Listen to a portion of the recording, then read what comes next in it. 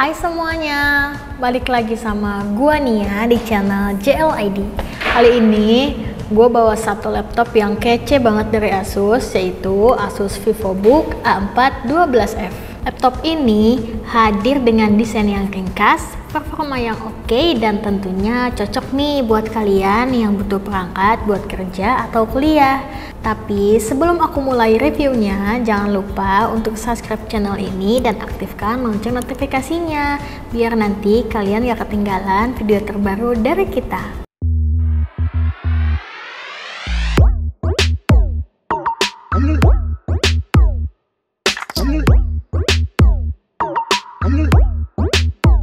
Pertama-tama kita mulai dari desainnya dulu ya.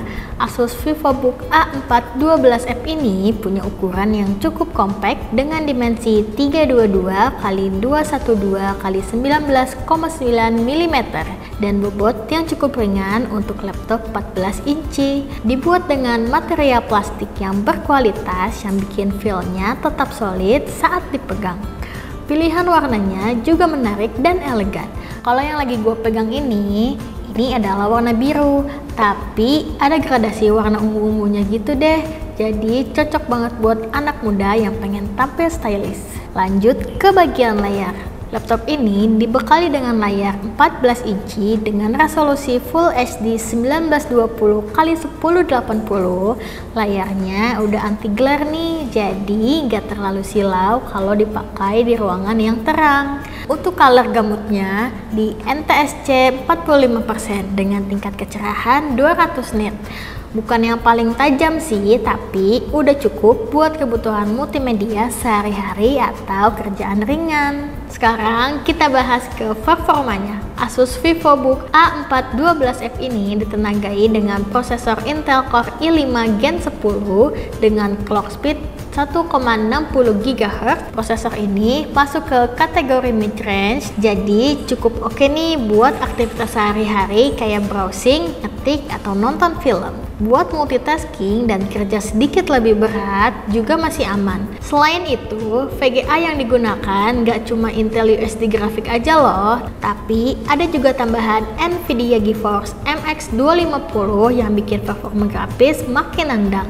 RAM yang disematkan di laptop ini adalah 8GB DDR4 2600 MHz dual channel. Jadi performanya lebih optimal buat multitasking, editing ringan, atau bahkan gaming casual.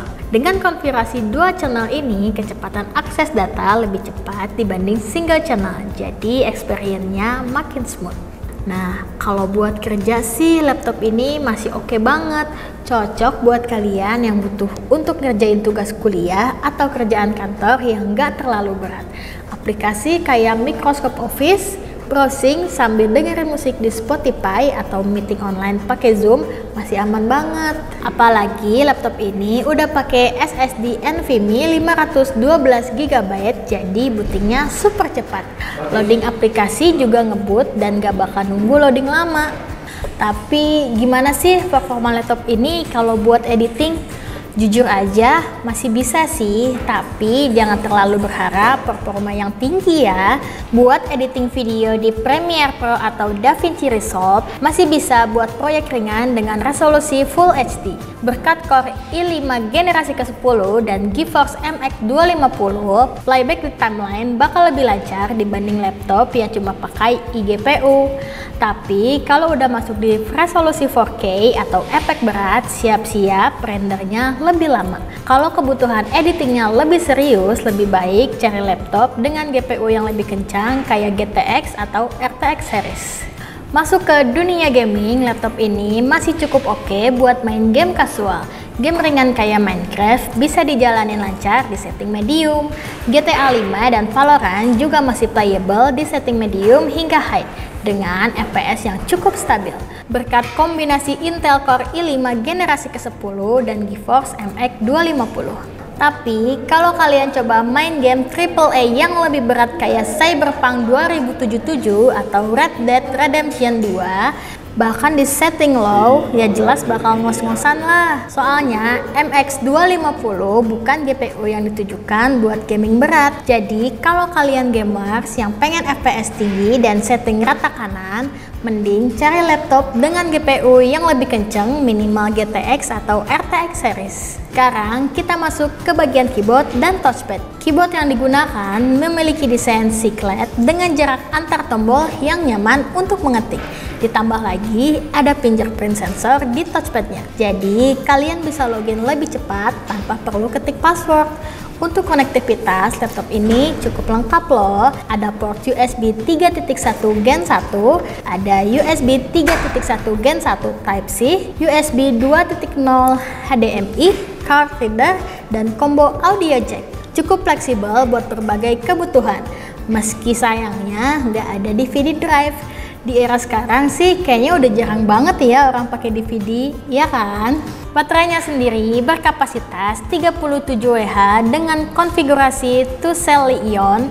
Asus mengklaim baterai ini bisa bertahan cukup lama untuk penggunaan ringan, sekitar 5-6 jam. Tapi kalau kalian pakai untuk kerja berat ya pasti bakal lebih boros daya. Bagian audio juga nggak kalah menarik. Laptop ini pakai dual speaker, 2W stereo dengan teknologi Ice Power dan Sonic Master Audio. Suara yang dihasilkan cukup jernih dan punya efek bass yang lumayan oke untuk kelas laptop entry level. Jadi cocok buat nonton film atau dengerin musik santai.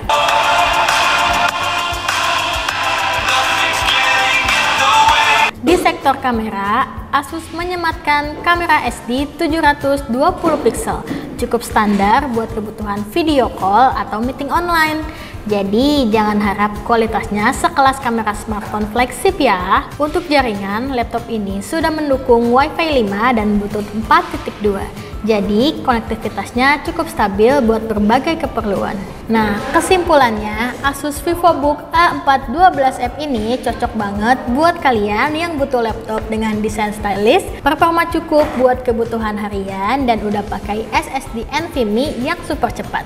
Dengan prosesor Intel Core i5 generasi ke-10 dan GPU GeForce MX 250 dan RAM 8GB dual channel, laptop ini masih kuat buat multitasking, editing ringan, bahkan gaming casual. Kekurangannya mungkin ada di GPU yang belum terlalu powerful buat game AAA atau editing video berat.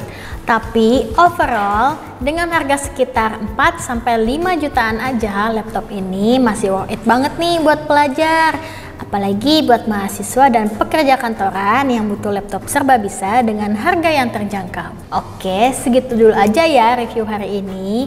Gimana nih menurut kalian? Ada yang udah pernah pakai laptop ini belum? Coba tulis deh pengalaman kamu di kolom komentar ya. Jangan lupa like video ini kalau nggak suka dan share ke teman-teman kamu yang lagi cari laptop. Dan sampai jumpa di video review selanjutnya. Bye-bye!